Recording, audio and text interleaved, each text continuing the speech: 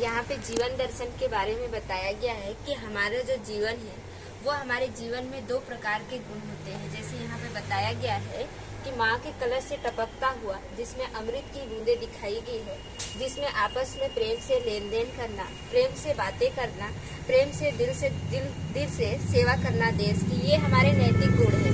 फिर इधर दिखाया गया है अनैतिक गुण, जिसमें दिखाया गया है कि राक्षस के नाखून से टपकता हुआ खून की बूंदें, जिसमें आज हम देखते हैं हर चीज में मिलावटें हो रही है, हत्याएं हो रही है, पैकेट चोरी हो रही है और स्त्रियों का चीरहरण हो रहा है। तो ये है अनैतिक गुण। तो आज मनुष्य आत्माओं के अंदर में ये दो गुण बताए गए हैं। फिर यहाँ पे बताया गया है कि हमारी जो अवस्था होती है ये चार अवस्थाओं से गुजरती है: बाल अवस्था, शिशु अवस्था, प्रौढ़ अवस्था और वृद्धावस्था। वृद्धावस्था होने के पश्चात आखिर वह कौन सी शक्ति होती है जिसे हम हर चीजों का अनुभव करते हैं। यहाँ पे बताया गया है जैसे माँ सुख का नींद का अनुभव कर रही है, यहाँ पे माँ दुख का अनुभव कर रही है, गाय और बछड़ी स्नेह का अनुभव कर रहे हैं, ऋषि शांति का अनुभव कर रहा है, किसान अपनी खेती का सुख ले रहा है और बच्चे अपने खेल का आनंद ले रहे हैं। तो आखिर वह शक्ति कौन सी है जो हमें हर चीजों का अनुभव कराती है? उस अनुभव कराने वाली शक्ति के बारे में हम आगे वाले पैनल पे जानते हैं। यहाँ पे आत्मदर्शन के बारे में बताया गया है। आत्मदर्शन अर्थात स्वयं के बारे में। यहाँ पे एक चिंटू नाम का बालक होता है जिसके अंदर सदैव प्रश्न ही निकलते रहते हैं, प्रश्न ही उठते रहते हैं। वो स्कूल के लिए रास्ते में निकलता है तो रास्ते में उसको घर दिखाई देता है और उस घर को देख के सोचता है इस घर का मालिक का नाम लाल है। ठीक इसी प्रकार से हमारा भी तो ये शरीर एक मकान की तरह है। तो इस शरीर रूपी मकान का मालिक कौन है? फिर नीचे आता है तो उसको कार दिखाई देता है। उस कार को देख के वो सोचता है जैसे इस कार को चलाने वाला ड्राइवर है तब उसकी वैल्यू है। इसी प्रकार से हमारा जो ये शरीर रूपी कार है, इस कार को चलाने वाला ड्राइवर भी तो कोई होगा। तो फिर और भी नीचे आता है तो उसको हॉस्पिटल दिखाई देता है जहाँ उसको कहते हुए सुनाई देता है कि कोई कहता है मेरा हाथ दर्द दे रहा है, कोई पैर दर्द दे रहा है, कोई सिर दर्द दे रहा है। वो सोचता है फिर मैं करने वाला कौन है? कभी भी वो नहीं कहता है, हम ये नहीं कहते हैं कि मैं हाथ दर्द दे रहा हूँ, मैं पैर दर्द दे रहा हूँ, मैं सिर दर्द दे रहा हूँ। अर्थात लोग यही कहते हैं कि मेरा हाथ दर्द दे रहा है, मेरा पैर दर्द दे रहा है, मेरा सिर दर्द दे रहा है। आखिर वो सोचता है कि मेरा कहने वाला कौन है? फिर आगे जाता है तो उसके साइंस के टीचर होते हैं, स्कूल में बताते हैं, वो कहते हैं कि मस्तिष्क हमारा कंट्रोल रूम होता है। आखिर वो शक्ति कौन सी है जो हमारे मस्तिष्क में होता है और मस्तिष्क के द्वारा हमारा पूरा शरीर को कंट्रोल करता है। फिर नीचे आता है, वो देखता है अर्थी अर्थात जिसका कोई भी अर्थ ना हो, जिसका कोई चलाने वाला ना हो। तो इस तरह से इन सारे बातों से वो प्रश्नों से उलझ जाता है और उलझ करके वो दुखी अशांत होकर के बैठ जाता है। तभी एक भाई आता है और कहता है आप इतने परेशान क्यों हैं? चलिए आपके सारे प्रश्नों का आंसर दिलाता हूँ मैं। तो वो भाई ले करके उसको ब्रह्मा कुमारी आश्रम पे लेके जाते हैं जहाँ दीदी उसको बताती है कि आत्मा एक छोटा सा चमकता हुआ चैतन्य बिंदु है। आत्मा जब शरीर में प्रवेश करता है तो वो जीव आत्मा कहलाता है, लेकिन जैसे ही शरीर से आत्मा निकल जाता है तो वो हड्डी मांस का पुतला बन जाता है। आत्मा के अंदर में 3 शक्तियाँ होती है: मन, बुद्धि और संस्कार। मन के द्वारा हम सोचते हैं, बुद्धि के द्वारा हम निर्णय लेते हैं और संस्कार, मन और बुद्धि जब दोनों कार्य करते हैं तो वही संस्कार बन जाते हैं, जिसको हम लोग आदत कहते हैं। आत्मा हमारे इस शरीर में दोनों आँखों के बीच में जहाँ तिलक लगाते हैं, जिसको हम त्रिकुटी कहते हैं, यहाँ आत्मा का निवास स्थान होता है। जैसे यहाँ पे दिखाया गया है चिता जलता हुआ। पुराने जमाने के लोग कहते हैं कि पता नहीं इस जन्म में हम मनुष्य थे, लेकिन पता नहीं अगला जो जन्म होगा कहीं कुत्ते बिल्ली गधे के रूप में तो नहीं होगा। लेकिन आज यहाँ पे दिखाया गया है जैसे आज हम एक आम का बीज बोते हैं, उसमें आम का पेड़ ही आता है। ठीक इसी प्रकार से आज जैसे मनुष्य आत्मा अपना ये जो पुराना शरीर छोड़ करके वो मनुष्य योनि में ही जन्म लेगा। हाँ, उसका जो कर्म है जरूर कुत्ते बिल्ली गधे के समान हो सकता है। जैसे आज हम देखते हैं आज एक कुत्ता गली का भोजन खाता है तो आज इंसान भी भोजन गली का ही खा रहा है, फेंकाया हुआ भोजन ही खा रहा है। आज जैसे एक गधा भोज ढो रहा है तो आज एक इंसान भी भोज ढो रहा है। लेकिन हम ये तो नहीं कहेंगे कि वो कुत्ता और गधा बन गया, उसको हम यही कहेंगे ना कि वो शरीर रूप में जन्म लिया है। तो वो जो वास्तव में हमारा कर्म उसके जैसा हो जाता है, हमारा जन्म उनके जैसा नहीं होता है। मनुष्य आत्मा मनुष्य योनि में ही जन्म लेती है और पशु पक्षी योनि में पशु पक्षी योनिया में ही जन्म लेती है। फिर यहाँ पे बताया गया है कि ये सारे प्रश्नों को सोच समझ करके वो चिंटू नाम का बालक वो खुश हो जाता है। यहाँ पे परमात्मा दर्शन के बारे में बताया गया है। परमात्मा दर्शन अर्थात उस भगवान के बारे में जिसको हम ईश्वर गॉड अल्लाह कहते हैं, तो वास्तव में वो परमात्मा कौन है। तो यहाँ पे परमात्मा के बारे में दिखाया गया है कि परमात्मा एक निराकार ज्योति बिंदु स्वरूप है। उनका नाम है शिव। शिव का अर्थ ही होता है कल्याणकारी, जो सबका कल्याण करते हैं। जिसमें दिखाया गया है परमात्मा अंधों की लाठी बनकर के सहारा देते हैं। परमात्मा हमारे इस जीवन रूपी नैया को खिवैया बनकर के पार ले जाते हैं। परमात्मा हमारे मनुष्य जीवन से देवी देवताओं जैसा जीवन बना देते हैं। परमात्मा कांटों से फूल बना देते हैं। परमात्मा हमें दानियों के भी महादानी बना देते हैं। परमात्मा जो है काल के मुख से भी खींच के बाहर ले जाते हैं। तो यहाँ पे बताया गया है जैसे एक मार्कंडेय नाम का बालक होता है जिसकी आयु केवल 12 वर्ष की होती है, तो उसको धर्मराज जी लेने के लिए आते हैं। लेकिन जैसे ही आते हैं और उसके गले में फंदा डालते हैं तो धर्मराज जी वहाँ नहीं ले जा पाते हैं, क्योंकि स्वयं वहाँ साक्षात शिव प्रकट हो जाते हैं। और वो शिव प्रकट होते हैं, तो जब प्रकट हो जाते तो धर्मराज जी को यही कहते हैं कि आप इसे यहाँ से नहीं ले जा सकते हैं, क्योंकि इसकी जो आयु है वो बढ़ गई है। और वो बढ़ने का कारण यह होता है कि आज हम देखते हैं कि ज्योतिर्लिंग में तीन लकीर के बीच में एक बिंदी होता है, जो वही बिंदी 12 के आगे जुड़ जाता है, अर्थात वही परमात्मा का ज्योति बिंदु स्वरूप ही उस 12 के आगे जुड़ता है, तो उसकी आयु 120 वर्ष हो जाती है। अर्थात कहने का भाव यह है कि परमात्मा हमको काल के मुख से भी खींच के बाहर ले आते हैं। फिर यहाँ पे बताया गया है कि आज जितने भी धर्म पिताएं हैं, सभी धर्म के पिताओं ने एक परमात्मा निराकार को ही स्वीकार किया है। इसलिए कहते हैं परमात्मा हम उसी को कहेंगे जो सर्वधर्म मान्य होगा। तो यहाँ पे दिखाया गया है, गुरु नानक जी ने कहा है परमात्मा के लिए, परमात्मा एक ओमकार निराकार, परमात्मा एक है और वो निराकार है। उन्होंने परमात्मा का परिचय दिया कि परमात्मा निराकार है।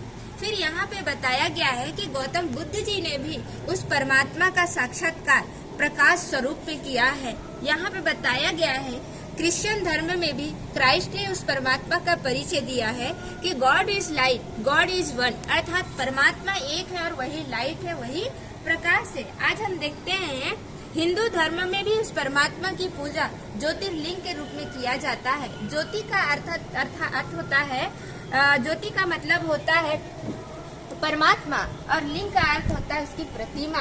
तो वही परमात्मा ज्योतिर्लिंग के रूप में स्वीकार किया गया है हिंदू धर्म में। फिर यहाँ पर हम देखते हैं श्री राम जी ने भी उस परमात्मा निराकार की ही पूजा किया है, इसलिए कहते हैं वो श्री राम के भी ईश्वर है, इसलिए उनको कहा जाता है रामेश्वरम। फिर यहाँ पे बताया गया है कि मक्का मदीना में भी उस परमात्मा का स्वरूप निराकार ज्योति बिंदु के रूप में ही किया गया है। उन्होंने भी उस परमात्मा को एक निराकार, एक छोटा सा जिसको हम काबा नाम का पत्थर कहते हैं, उस काबा नाम के पत्थर से उन लोगों ने उस परमात्मा स्वीकार किया है, जिन्होंने कहा है संग ए अस्वद नूर ए इलाही। नूर का मतलब होता है प्रकाश, इलाही माना जिसको हम लोग भगवान कहते हैं, गॉड कहते हैं, ईश्वर कहते हैं, अल्लाह कहते हैं। तो वही परमात्मा निराकार ज्योति बिंदु स्वरूप है। तो इस तरह से सभी धर्म के पिताओं ने उस परमात्मा निराकार ज्योति बिंदु स्वरूप को ही स्वीकार किया है। यहाँ पे समय दर्शन के बारे में बताया गया है। कहा जाता है जितना हम समय को महत्व देंगे, समय भी हमको उतना ही साथ देता है। यहाँ पे जैसे बताया गया है कि एक किसान होता है, अगर सही समय पर किसान बीज बोता है तो फसल भी उसको सही प्राप्त होता है। फिर इसी प्रकार से यहाँ पे बताया गया है कि जैसे एक यात्री होता है, अगर यात्री सही समय पर स्टेशन पहुँच जाता है तो गाड़ी उसको मिल जाता है, लेकिन समय बीतने के बाद अगर स्टेशन पहुँचता है तो गाड़ी छूट जाता है।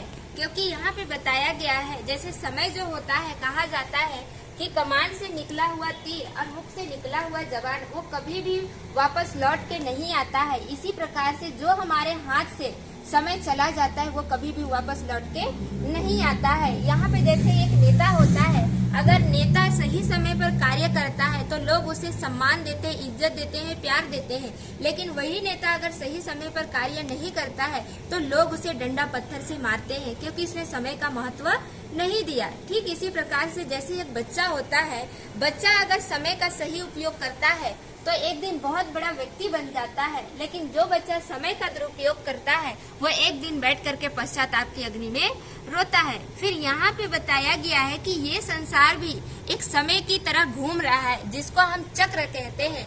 तो ये जो सृष्टि है, ये सृष्टि चक्र घूम रहा है, जिसके अंदर 4 युग होता है, जिसमें बताया गया है इस पूरे सृष्टि की आयु 5000 वर्ष की होती है, जिसमें सर्वप्रथम होता है सतयुग, त्रेता, द्वापर और कलयुग। ये चारों युगों का जो प्रत्येक युग होता है उसकी आयु होती है 1250 वर्ष का।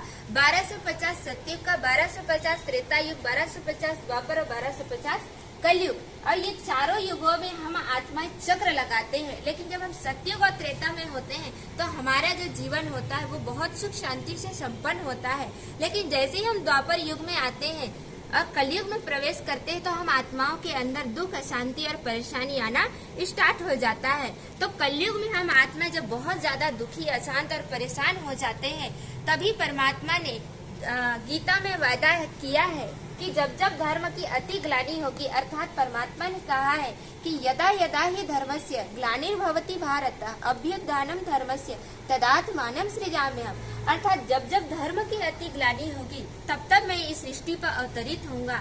तो परमात्मा इसी कलयुग का अंतिम और सतयुग का आदि, जिसके बीच का युग होता है संगम युग, तो इसी संगम युग में स्वयं परमात्मा इस धरा पर आकर के हमको मनुष्य से देवताओं जैसे बनने का वो श्रेष्ठ कर्म करना सिखलाते हैं। तो परमात्मा इसी संगम युग में इस धरा पर अवतरित होते हैं। और कहा जाता है कि लोग कहते हैं कि ये जो कलयुग है, इस कलयुग का हमको कैसे पता चलेगा कि अंतिम स्टेज क्या होगा, अंतिम समय की निशानियां क्या होगी। तो यहाँ पे शास्त्रों के अंदर में दिखाया गया है, जिसमें 5 निशानी दिखाई गई है। जिसमें सबसे पहला दिखाया गया है ब्राह्मणों का मांस मदिरा सेवन करना। आज हम देखते हैं ब्राह्मण मांस मदिरा का सेवन कर रहे हैं। दूसरा, कन्या अपने मुख से वर मांगेगी। तीसरा, अनाजों का पुड़ियों में बिकना। चौथा, गाय अपना विष्ठा खाना स्वीकार करेगी। 5वां यहाँ पे दिखाया गया है ब्यूटी पार्लर में जाना, अर्थात केश श्रृंगार में दिखाई देना। अर्थात ये 5 लक्षण आज हम देख रहे हैं इस संसार में। अर्थात ये जो 5 लक्षण दिखाई दे रहे हैं, इसका मतलब अब जो समय चल रहा है वो कलयुग का अंतिम समय चल रहा है। अब इस कलयुग के अंतिम के पश्चात हमारी जो दुनिया आने वाली है, जो कि हमारी दुनिया एक बहुत सुंदर आने वाली है, जो कि सतयुगी राम राज्य कहा जाता है, जहाँ घर घर में हर आत्मा प्रेम से होते हैं, जहाँ शेर और गाय भी एक घाट में पानी पीते हैं। वो ऐसी संसार अब दुनिया में आने वाला है। यहाँ पे दिखाया गया है कर्म दर्शन के बारे में। जैसे कहा जाता है जैसा कर्म करेंगे फल भी हमको वैसा ही मिलेगा। तो यहाँ पे एक बालक और ज्योतिष होते हैं। बालक ज्योतिष से हाथ दिखाता है और कहता है कि आप मेरा हाथ देख करके मेरा भविष्य के बारे में बताइए। तभी ज्योतिष कहता है कि भगवान ने तुम्हें 2 आंख दिया है तो साथ में तुम्हें 2 हाथ भी दिया है। तुम अपने कर्मों के अनुसार से तुम अपना भाग्य बना सकते हो। यहाँ पे अकबर और बीरबल नाम के राजा यहाँ पे सैर करने के लिए निकलते हैं। तो अकबर जो है बीरबल से ये प्रश्न पूछते हैं कि आप मुझे ये बताइए कि 3 जन्म का अमीर और 3 जन्म का गरीब कौन होगा। तो आगे चल करके बीरबल कहते हैं कि महाराज आपके प्रश्नों का आंसर मिल गया है। तो यहाँ जो घास काटता हुआ व्यक्ति दिखाई दे रहा है, कहता है यही 3 जन्म का गरीब व्यक्ति है। कहता है कैसे? वो कहता है कि जैसे आज ये घास काटेगा, उसको मार्केट लेकर के जाएगा और मार्केट से जो उसको पैसा प्राप्त होगा वो स्वयं पे खर्च कर डालेगा, और आज ही पूरा पैसा खर्च कर डाला तो कल के लिए उसने रखा नहीं, तो वो कल कैसे प्राप्त होगा। तो इसलिए इस कारण से वो 3 जन्म का गरीब व्यक्ति है। लेकिन आगे जब जाते हैं तो उसको दानी व्यक्ति दिखाई देता है। कहता है ये आपके दूसरे प्रश्नों का उत्तर है। तो यहाँ भी बताता है जैसे आज ये जो दान दे रहा है, कहते हैं ना हम दूसरों को दान देते हैं, अर्थात हम अपने लिए ही इकट्ठा कर रहे हैं। तो ये जो दान दे रहा है यही 3 जन्म का अमीर व्यक्ति है। फिर यहाँ पे बताया गया है कि चाकू यहाँ पे 2 प्रकार से यूज होते हैं। वही चाकू किसी का मर्डर करता है, लेकिन वही चाकू किसी का जान भी बचाता है। लेकिन जिस चाकू से मर्डर करते हैं उसको जेल में ले जा करके सजा दिया जाता है, लेकिन जिस चाकू से मदद करते हैं अर्थात किसी की जान बचाई जाती है, लोग उसे सम्मान, इज्जत और प्यार देते हैं, क्योंकि उसने किसी की जान को बचाई है। फिर यहाँ पे बताया गया है कि जैसे आज हम स्कूलों में पढ़ते हैं तो हमारे स्कूल में पढ़ने का कोई एक लक्ष्य होता है, जैसे कोई इंजीनियर बनने का, कोई डॉक्टर बनने का, कोई कलेक्टर बनने का, कोई और कुछ बनने का।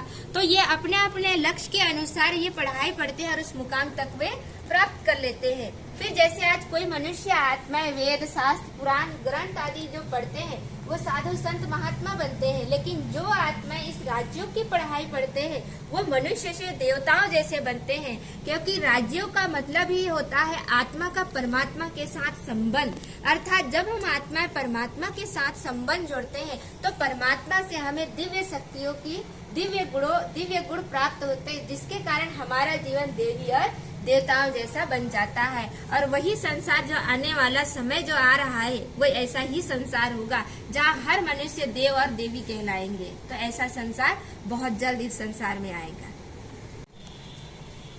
यहाँ पे राजयोग विधि दर्शन के बारे में बताया गया है। जैसे हमने कहा कि राजयोग का अर्थ ही होता है परमात्मा के साथ संबंध, जोड़ और मिलन। तो यहाँ पे 3 योगी के बारे में दिखाया गया है। सबसे पहले शेर की छाल पर बैठा हुआ दिखाया गया है, दूसरा दिखाया गया है कमल फूल पर बैठा हुआ, और तीसरा दिखाया गया है नाव पर बैठा हुआ।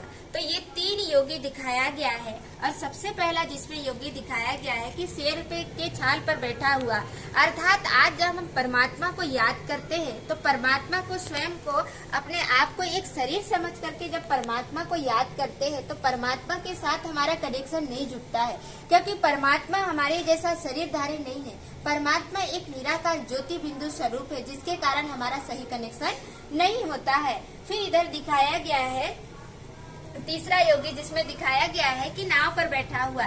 जैसे एक नाव अगर छोटा सा भी छेद हो जाता है तो नाव में पानी भर करके वो डूब जाता है, ऐसे ही हमारा भी ये जीवन एक नाव की तरह है। ये पूरा संसार बहुत सागर है जिसमें हमारा जीवन एक नाव की तरह बना हुआ है। अगर इस नाव में भी अगर छोटा सा छेद हो जाता है, वो छेद क्या होता है? व्यर्थ संकल्प, व्यर्थ देखना, व्यर्थ सुनना, व्यर्थ कर्म करना, ये हमारे जीवन का छेद है। जब हम ये सारे कर्म करते हैं तो हमारा जीवन व्यर्थ चला जाता है, क्योंकि आज मनुष्य आत्मा जितना व्यर्थ चीजों में जाते हैं उतना ही जीवन व्यर्थ बनते जाता है, जिसके कारण व्यर्थ होता है और व्यर्थ बुद्धि में चलते रहता है तो ऑटोमेटिक हम परमात्मा से दूर हो जाते हैं। क्योंकि परमात्मा से जब हम कनेक्शन जोड़ना चाहते हैं तो हमारी बुद्धि में वो व्यर्थ चीजें चलती है, जिसके कारण हम परमात्मा से कनेक्ट नहीं हो पाते हैं। और तीसरा जो योगी दिखाया गया है, दूसरा योगी दिखाया गया है जिसमें कमल फूल पर बैठा हुआ दिखाया गया है। कहा जाता है कमल फूल कीचड़ में होता है, लेकिन कीचड़ में होते हुए भी सबसे न्यारा और प्यारा होता है। तो वास्तव में हमारा भी ये जो जीवन है एक कमल फूल की तरह है। तो हमें भी इस कमल फूल की तरह इस संसार में भले हम हैं, लेकिन इस संसार से हमें, जैसे कहा जाता है, भले हम इस संसार में हैं लेकिन इस संसार का जो प्रभाव है वो हमारे ऊपर ना आए, लेकिन हमारा प्रभाव इस संसार के ऊपर आए। जैसे एक कमल फूल होता है, कीचड़ में होता है, कीचड़ में होते हुए वो कीचड़ उसके ऊपर नहीं होता है, लेकिन जो कीचड़ में जो फूल खिला है, वो कमल खिला है, उसको देख करके लोग प्रभावित होते हैं, उस कीचड़ से नहीं होते हैं। ऐसे ही हमारा जीवन भी होना चाहिए। हम दुनिया में हैं, लेकिन हमारी जो संस्कार है वो दुनिया से अलग होना चाहिए। अर्थात हमारा जो संस्कार है वो दुनिया में श्रेष्ठ संस्कार बन करके उन आत्माओं को संदेश दे। तो ऐसा हमारे जीवन में वो श्रेष्ठ संस्कार होना चाहिए।